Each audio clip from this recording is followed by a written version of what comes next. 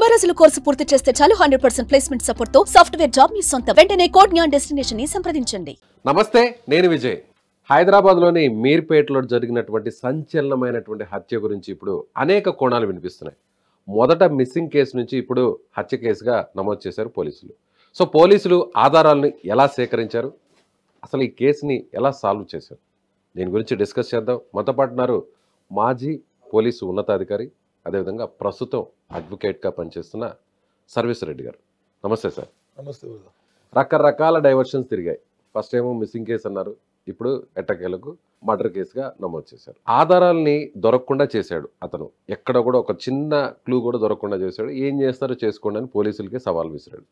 ఎలా గుర్తించగలుగుతారు పోలీసులు ప్రతి murder, any case, when two things came in to contact, traces will exchange అని ఒక ప్రిన్సిపల్ ఉంది, ఇన్వెస్టిగేషన్ ప్రిన్సిపల్. ఇద్దరు వ్యక్తులు తలపడినా, ఇద్దరు వ్యక్తులు కొట్లాడినా, ఒక హోల్ క్రియేట్ చేసుకుని హోల్లోకి వెళ్ళిపోయినా దొంగతనం చేయడానికి ట్రేసెస్ అని విల్ ఎక్స్చేంజ్. అంటే దీనికి సంబంధించిన వెంట్రుకలు హోల్ లేకపోతే ఇంకో ఏదో దొరికిపోతుంది, ఎక్కడో దొరుకుతుంది. Criminal will not escape under any circumstances. కానీ అతను చాలా జాగ్రత్తగా తెలివిగా ఆర్మీలో పనిచేశాడు కాబట్టి కాబోలు ఉడకబెట్టాడు, ముక్కల్ని చేశాడు, మళ్ళీ ఆరబెట్టాడు, పొడి చేసి కాలువలో డ్రైనేజ్లో కలిపేశాడు. ఎముకల్ని సపరేట్ చేసి, ఆ ఎముకలు నలగవు కాబట్టి, పొడి కావు కాబట్టి వాటిని తీసుకెళ్లి చెరువులో పడేసాడు అని చెప్తున్నాడు. సరే, ఇంత జాగ్రత్తగా చేసిన ఆ వ్యక్తి ఎక్కడో దగ్గర దొరికిపోయాడు పోలీసులకి, అంతేనా? ఇప్పుడు ఆయన కన్ఫ్యూజ్ చేసినగా మిస్సింగ్ కేసు కట్టినప్పుడు, ఇప్పుడు ఇంట్లోకి సీసీ కెమెరా ఫుటేజ్ చూసిండ్రు, ఇంట్లోకి వచ్చిన తర్వాత మళ్ళీ బయటకు పోలేదు ఆ లేడీ, కనుక ఇంట్లోనే ఎఫ్ఐఆర్ జరిగింది. తర్వాత సరౌండింగ్ హౌసెస్ ఉన్నాయి కదా, వాళ్ళందరూ కూడా ఈ సౌండ్స్ కానీ భయపడి మొత్తం పారిపోయారు దీనికి అనుకునే ఇండ్లు. అంటే అక్కడ అఫెన్స్ జరిగినట్లు కన్ఫర్మ్డ్. కాకపోతే వీడు అతి తెలివి తెలివి కదా, అది అతి తెలివి, పనికి వాళ్ళే తెలివి, వేదవా. ఎందుకంటే ఏం కన్సిడర్ చేస్తారా, దానికి ఒక సెక్షన్ 201 అని. కాకపోతే ఏంటంటే మర్డర్ కేసులో బాడీ లేనిది కేసు కాదనేది వాదన ఉంది. సరే, బాడీ ఒకసారి దొరకదు. మర్డర్ కన్ఫర్మ్ అయినప్పుడు బాడీ దొరకకపోతే సర్కమస్టెన్షియల్ ఎవిడెన్స్ ఉంటుంది కదా. తర్వాత ఇంక్వెస్ట్ అనేది 174 CRPC ప్రకారం శవ పంచనామా అంటారు. ఆ శవ పంచనామా దీంట్లో ఉండదు. కాకపోతే నీళ్ళలో పోయి తీసుకు కలిపిండి కదా, ఇక్కడ ఒక పంచనామా చేస్తారు. వాళ్ళు తీసుకుపోయి ఐడెంటిఫై చేసి, నేను తీసుకొచ్చి ఈయన కలిపినా, నీళ్ళ కలిపినాక దొరకదు కోర్టులో జడ్జెస్ తెలియదా. ఇంకొక మే ప్రెజ్యూమ్ అనేది ఒకటి ఎవిడెన్స్ యాక్ట్లో ఉంది, ఊహించుకోవచ్చు, చంపిండొచ్చు, కలిపిండొచ్చు అని. దాని కింద మే ప్రెజ్యూమ్ కింద కేసు కన్విక్షన్ అవుతుంది. కన్విక్షన్ కాదని లేదు. చాలా మంది బాడీ లేదు కదా, అవుతుందా కాదా. బాడీ చంపినట్లు ఎవిడెన్స్ ఉంది కదా, ఆ ఇంట్లో గిన్నెలు ఉన్నాయి, తర్వాత ప్రెషర్ కుక్కర్ ఉంది, ప్లస్ కట్టి తీసుకున్నాక మొద్దు ఉంది, మొద్దు పైన బ్లడ్ స్టెయిన్స్ ఉన్నాయి. ఇవన్నీ అల్ట్రావైలెట్ రేస్తో డిటెక్ట్ చేసిన పోలీసులు. ఆ commercial gas stove, single burner ఉన్నటువంటి స్టవ్ మీద మాంసపు ముద్దలు కూడా దొరికాయి అని అంటున్నారు. కొన్ని పీసెస్ దొరికాయి. అవన్నీ కూడా ఏం చెప్తాయి, అవి ఎనిమల్ బ్లడ్, వన్ బ్లడ్ అని చెప్తుంది. బ్లడ్ స్టెయిన్స్ కొంచెం ఎక్కువ దొరికితే గ్రూప్ కూడా చెప్తుంది. అది కూడా ఏమన్నా ఫ్లెష్ ఉంది కదా, ఎనిమల్దా ఉమెన్దా, ఎనిమల్ అంట. ఆ ఇంట్లో ఉమెన్ అంటది, మళ్ళీ ఇంట్లో మ్యాన్ అంటది, మనిషిది అంటది. మనిషిది అన్నప్పుడు ఈమెనే కదా ఉన్నది, ఎవరు భార్య భర్తలు కదా. అది తర్వాత సర్టిఫికేట్ కూడా దొరుకుతాయి. స్కఫుల్లో బ్లడ్ ఇట్లా కొడుతుంది కదా, ఎక్కడన్నా బ్లడ్ స్టెయిన్స్ ఉంటాయి, ఇంకా కూడా ఉంటాయి. క్లీన్గా సీన్ అబ్జర్వ్ చేయాలి, సీన్ డిస్టర్బ్ చేయదు. ఎనీ మర్డర్ కేసులో సీనే క్లూస్ ఇస్తుంది. మెయిన్ అక్కడే దొరికిపోతారు. అల్టిమేట్ అదే. ఆ తొందరలో కానీ మర్చిపోయి ఏదైనా బారేసిపోతారు, లేదంటే చేయకూడని పని చేస్తారు. ఇల్లు అంతా అలికి అన్నప్పుడు కుండ మీద పడింటుంది బ్లడ్ స్టెయిన్స్, ఆడ దొరుకుతాయి కదా, గోడ మీద పడుతుంది. నేరస్తు ఎప్పుడు క్లూస్ వదిలిపెడుతున్నాడు, ఆ క్లూస్ పట్టే బాధ్యత, వెతికి పట్టే బాధ్యత పోలీస్. That's called police.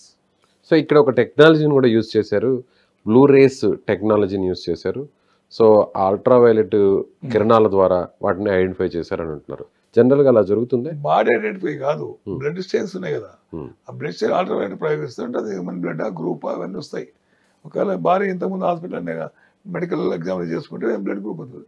అది అక్కడ రాలేదు, సర్కమస్టెన్షియల్ చైన్ లింక్ అన్నట్టు. అట్లా అక్కడ బ్లడ్కు ఇక్కడ ఆ మొద్దు విన్న బ్లడ్కు 1 సేమ్ అని వచ్చింది అనుకో, ఓకే. సో ఫస్ట్ టైము అతనే చెప్పాడు విషయాన్ని, పోలీసులు అదుపులో తీసుకున్న వెంటనే ఇలా హత్య చేశాను, ఇంత దారుణంగా చంపాను, ముక్కలు చేసి ఉడకబెట్టి పొడి చేసి పడేశాను అని చెప్తున్నాడు.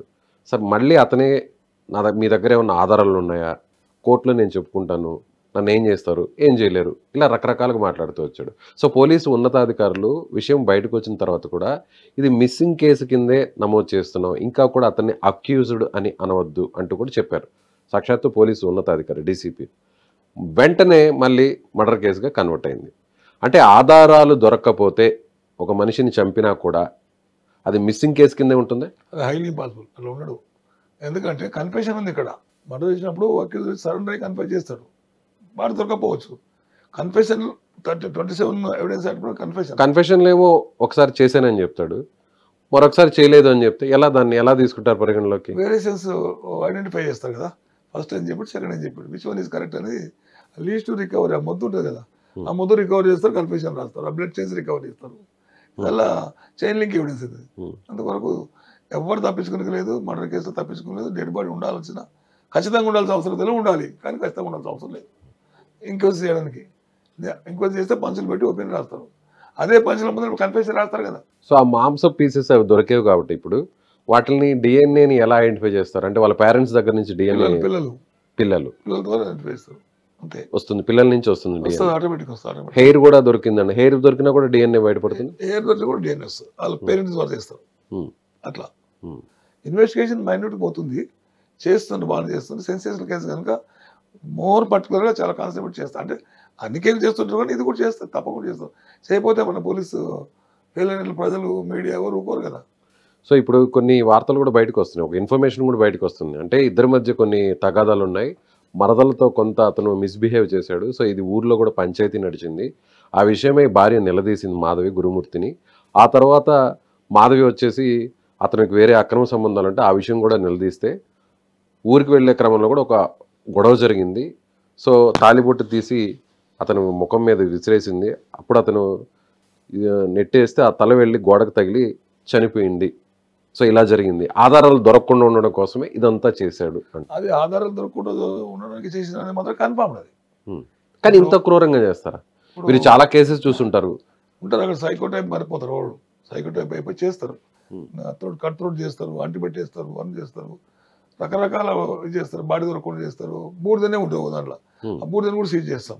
సీజ్ చేసి దీంట్లో మనిషికి సంబంధించిన బొక్కలు ఏమైనా ఆనవాళ్ళు ఉన్నాయని కూడా ఐడెంటిఫై చేస్తాం, ఫోరెన్సిక్ పంపించి. వాళ్ళు ఇవన్నీ మీరు చెప్పిన స్టోరీ అంతా ఆఫ్టర్ థాట్, ఆ ఇంటికాడ పోయిన మర్దలకు అనేది ఇవన్నీ మోటివ్ పాయింట్ ఆఫ్ వ్యూలో తీసుకుంటారు పోలీసు వాళ్ళు, స్టేట్మెంట్ రికార్డ్ చేసి. వాళ్ళకి సంబంధించి వాళ్ళు వచ్చి ఎట్లా చెప్తారు, చెప్పలేరు. అందుకొరకే ప్రతి విట్నెస్ కూడా 164 చేయించాలి. అంటే స్టేట్మెంట్ రికార్డ్ అయితే మ్యాజిస్ట్రేట్ 164 చేయిస్తే there is every possibility to get the conviction. So మీరు ఇప్పుడు అడ్వకేట్గా కూడా పనిచేస్తున్నారు, అలాగే ఆల్రెడీ రిటైర్డ్ పోలీస్ ఆఫీసర్. ఈ కేసులో ఈ వ్యక్తికి ఎలాంటి శిక్ష పడుతుంది? నాకు తెలిసి మినిమం యావజ్జీవ శిక్ష ఉంటుంది, మ్యాక్సిమం హ్యాంగింగ్ ఉంటుంది. ఉరి శిక్షను కూడా పరిగణలోకి తీసుకుంటారు. ఇదేదో హీనియస్ అఫెన్స్ కదా ఇది. ఇది భయంకరమైన వాతావరణం సృష్టించే అఫెన్స్. ఈ అఫెన్స్ మళ్ళీ ఇదే స్ప్రెడ్ ఓవర్ అయితే మిగతా బుద్ధిమంతులు ఈ టైప్ ఆఫ్ క్యారెక్టర్స్ వీడిని ఆదర్శంగా తీసుకొని చాలా క్రైమ్స్ చేసే ప్రమాదం ఉంటుందని కోర్టు కూడా ఆలోచిస్తుంది. అందుకొరకు ట్రయల్ జైల్లో పెట్టి డే బై డే 1 month లోపల ట్రయల్ క్లోజ్ చేసుకొని కన్విక్షన్ తీసుకోవాలి. చాలా మంది ఉమెన్స్ ఎన్కౌంటర్ చేసేయాలని కోరుతున్నారు. ఎన్కౌంటర్ అనేది విజిబుల్ గా మాట్లాడే విషయం కాదు, అది డిపెండ్స్ అపాన్ వాళ్ళు కోరడం వల్ల. అంటే వాళ్ళకి లా నాలెడ్జ్ ఉండకపోవచ్చు అనుకున్నాం. ఆ హీనియస్ అఫెన్స్ ఇస్తారో వాళ్ళు అట్లా కోరుకుంటారు. వీడి భార్యని అట్లా తీసేళ్తాం వదిలిపెట్టేసి అయిపోతుండే, కానీ వాడు పగనించుకున్నాడు. మిలిటరీ బ్లడ్ కింద వారిందో మరి మిలిటరీ బ్లడ్లో కూడా అట్లా ఎందుకుంటూ ఉండరు, జనరల్ ఉండరు. వీడే వేదో ఉండకూడదు, కావాలని చేసి శనికావేశంతో తీసుకున్న నిర్ణయం. ఫస్ట్ తల వాళ్ళకి చచ్చింది కదా, మళ్ళీ బతికితే కష్టం, మళ్ళీ బతికినాక ఇదంతా బయటకు వస్తుంది అనే ఒక కాన్సెప్ట్తోన తీసుకునే అనిపిస్తుంది. ఉంటారు సార్ జనరల్ గా ఇలాంటి సైకో కిల్లర్స్ ఉంటారు. చాలా మంది ఉంటారు. చూసారా మీ సర్వీస్ లో చాలా మంది ఉంటారు. చాలా కేసులు కూడా అయినాయి. ఎందుకంటే ఒక తలకాయ తీసి బాడ ఎక్కడో తీసుకుపోయేస్తాడు. 20 ఏళ్ల కింద ఒక మనిషిని చంపితే ముక్కలు చేసి రైల్లో కూర్చొని అక్కడ పేపర్ వేసుకుంటూ పోతాడు. ఆ పీస్ ఆఫ్ ఎవిడెన్స్ న్యూస్ పేపర్కి వెళ్ళి వచ్చింది. అట్లాగా పోలీసులు డిటెక్ట్ చేసిన కేసు. ఏదేమైనా వీనికి పనిష్మెంట్ అయితే సివియర్ పడాలి. యాజ్ పర్ మై ఒపీనియన్ అయితే మాత్రం ఉరిశిక్ష వేస్తే సబబు అని భావిస్తున్నాను. Right sir, thank you. చాలా ఇన్ఫర్మేషన్ ఇచ్చారు. Thank you so much.